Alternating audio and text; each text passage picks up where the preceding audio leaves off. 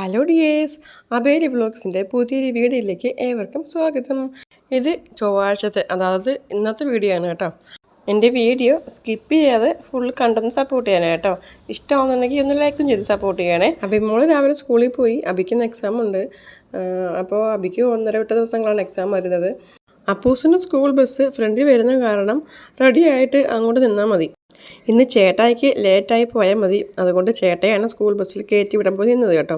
അപ്പോൾ ഇപ്പുറത്ത് സിറ്റ് ഔട്ടിൽ ഞാൻ നിൽപ്പുണ്ട്. അപ്പോൾ എന്നെ നോക്കി കാറ്റ് ഉമ്മയൊക്കെ തരും കേട്ടോ.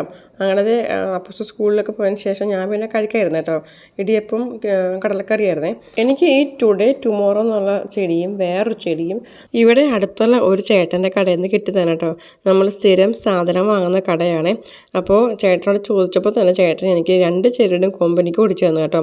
കിട്ടിയപാടെ ഞാനത് കൊണ്ടുവന്ന് വെള്ളത്തിലിട്ട് വെച്ചേ. കഴിഞ്ഞ വ്യാഴാഴ്ച വെള്ളത്തിലിട്ട് വെച്ചാണ് കേട്ടോ.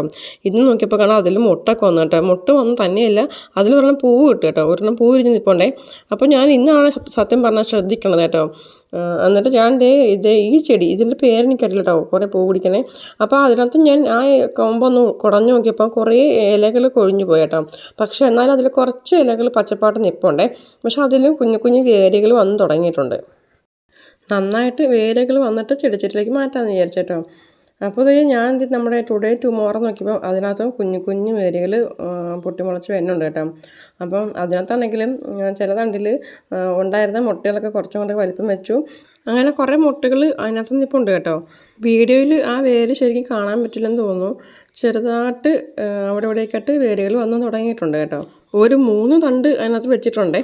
3 വേര് വന്നതിന് ശേഷം ഒന്ന് മാറ്റി നട്ടിട്ട് ഏതെങ്കിലും ഒന്നെങ്കിലും പിടിച്ച് കിട്ടും എന്നുള്ള വിശ്വാസത്തിലാണ് ഞാനിത് 3 ഇങ്ങനെ കൊണ്ട് വെള്ളത്തിൽ കൊണ്ട് വെച്ചേക്കണത്. 1 മാത്രമല്ല 3 എണ്ണത്തിനെയും പിടിപ്പിച്ചെടുക്കണം എന്നാണ് എൻ്റെ ഒരു ആഗ്രഹം. ഞാൻ തണ്ട് കൊണ്ടുവന്നപ്പോൾ ചിലർ പറഞ്ഞു തണ്ട് പിടിച്ച് കിട്ടാൻ പാടാണ് എന്നാണ് പറഞ്ഞത്. എന്താണേലും നോക്കാം. എനിക്ക് ഒരു പ്രതീക്ഷയുണ്ട് പിടിച്ച് കിട്ടുമെന്ന്.